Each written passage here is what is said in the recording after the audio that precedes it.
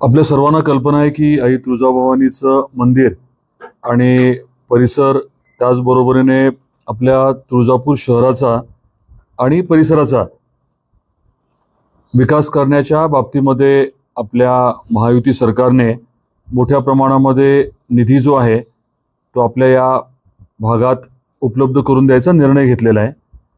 साधारण ते 1800-1900 कोटी आणि बाकी मंदिराच्या संस्थेच्या माध्यमातून काही प्रमाणामध्ये निधी, CSR मधनं भाविकांकडनं येणारा निधी, या सर्व गोष्टींचा विचार करून मोठ्या प्रमाणामध्ये आपल्या तुळजापूर शहराचा आपण कायापालट करण्याचं ठरवलंय। याची आपल्याला कल्पना आहे।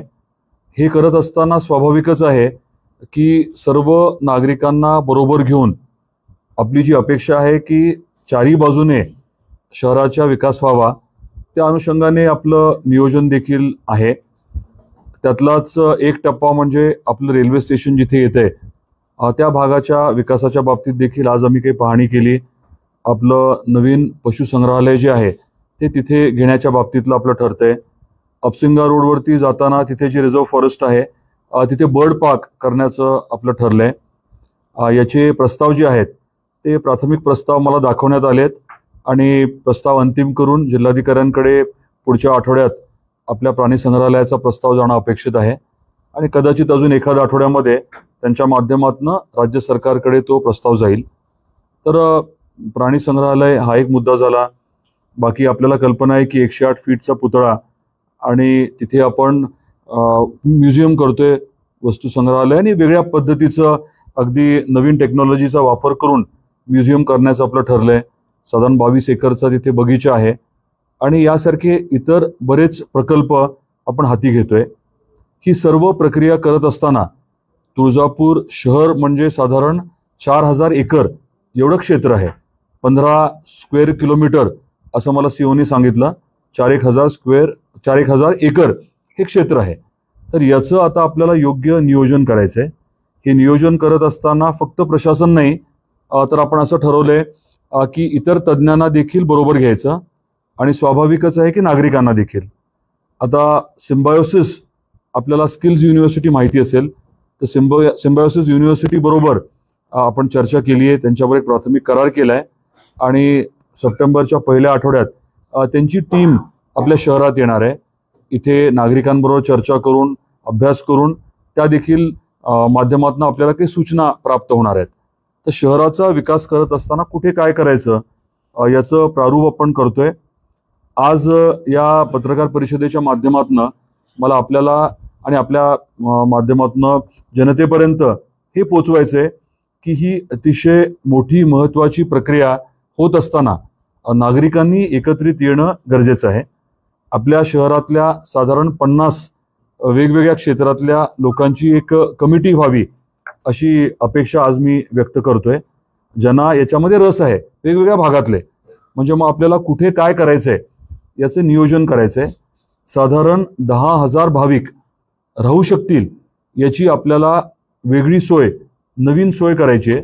मग कुठल्या भागात किती करावी, कशा पद्धतीची करावी, जसं तिरुपतीला आहे तसं VVIP गेस्ट हाऊसेस काही करायचे आहेत आपल्याला, काही प्रमाणामध्ये डॉर्मेटरी करायच्यात, कमी किंवा मोफत दरामध्ये त्यांना लोकांना, भाविकांना राहता येईल असं, काही प्रमाणामध्ये आपल्याला काही हॉटेल्स करायच्यात, हॉटेलच्या रूम करायच्यात।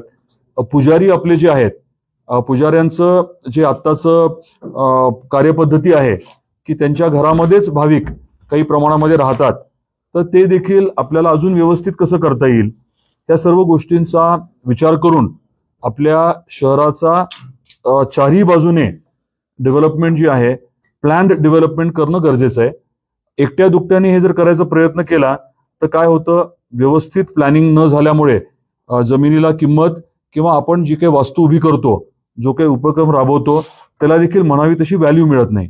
त्यामुळे आता हॉटेल कुठे असावे, रेस्टॉरंट कुठे असावे, राहण्याच्या बाकीच्या सोयी कुठे असाव्या, पशुसंग्रहालय कुठे असावं, अजून आपल्याला ॲडव्हेंचर पार्क करायच्यात, वॉटर पार्क करायच्यात, आता पाचुंद्याच्या तिथे काय करायचं, तर हे सगळं ठरवण्यासाठी कमिटी आपल्याला जी करायची आहे, तर त्या कमिटीमध्ये ज्यांना काम करायचंय अशांना विनंती आहे की पुढच्या आठवड्यात शुक्रवारपर्यंत त्यांनी आपले जे जिल्हाधिकारी आहेत नगर परिषदचे त्यांच्याकडे लेखी स्वरूपात त्यांनी त्यांची इच्छा जी आहे ती व्यक्त करावी.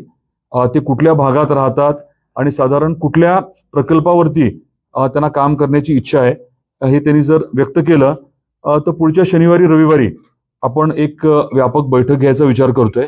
ज्याच्यामध्ये मला जे वाटतं मी थोडं सांगेन, परंतु आपल्याला महत्वाचं म्हणजे नागरिकांकडनं त्यांचं नेमकं तुळजापूरच्या विकासाच्या बाबतीतलं जे विजन आहे, कुठल्या भागात काय करावं हे लोकांनी सांगणं अपेक्षित आहे. आणि त्याच्यावरती मग तज्ज्ञांचं मत घेऊन आपण एक एक विषय जो आहे तो फायनल करू शकू. तर हे खूप महत्वाचं यासाठी आहे कारण डेव्हलपमेंट जर रॅन्डम झाली, ज्याला जे वाटतंय ते जर करत बसले तर आपल्याला शहराचं प्लॅनिंग जे आहे ते योग्य पद्धतीने होताना दिसणार नाही. उदाहरण द्यायचं म्हटलं तर आपण मुंबई आणि नवी मुंबई दोन्ही मधला विचार जो आहे तो जर तुम्ही केला तर नवी मुंबईमध्ये प्लॅनिंगमुळे प्रचंड फरक पडलाय. रस्त्यांची साईज पासनं कुठे काय करायचं याचं खूप चांगलं नियोजन झालंय. तिथे आता सेंट्रल पार्क सारखा विषय आहे. वेगवेगळे कुठे काय ठेवायचं हे आपल्याला ठरवता येऊ शकतं. शेवटचा मुद्दा काय आहे की ही डेव्हलपमेंट करत असताना माझी वैयक्तिक इच्छा अशी आहे की आपल्या भागातल्या लोकांनी त्यांच्या जमिनी विकू नये. विकण्याच्या ऐवजी जे काही प्रकल्प आहेत त्याच्यामध्ये त्यांनी पार्टिसिपेट करावं, त्याच्यात त्यांनी भागीदार व्हावं. मगरपट्ट्याचं जे मॉडेल आहे ते आपण राबवायचा प्रयत्न करू. सतीश दादांनाही आपण गरज पडली तर सतीश मगरांनाही आपण इथे बोलू. त्यांनी काय केलं, कसं केलं ते आपल्या लोकांना सांगायला लावू. म्हणजे एकत्रित जेव्हा आपण मिळून विकास करतो तेव्हा स्वाभाविकच आहे की त्याची व्याप्ती खूप मोठी होते. पुण्यातलं मगरपट्टा आपल्याला माहिती असेल, काय 5-50 शेतकऱ्यांनी मिळून ती डेव्हलपमेंट केली.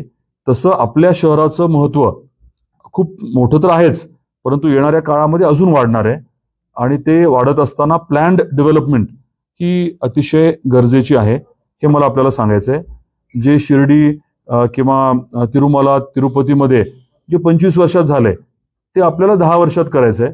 आणि त्या अनुषंगाने योग्य नियोजन असणं गरजेचं आहे. आपण देशातले गरज पडली तर जगातले तज्ज्ञ इथे बोलू, त्यांची मदत घेऊ.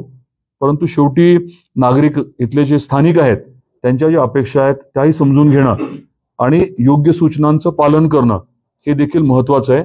तर नगर परिषदेच्या माध्यमातून अनेक गोष्टी घडतील. राज्य सरकारची मदत घेऊ, आपण केंद्राची मदत घेऊ.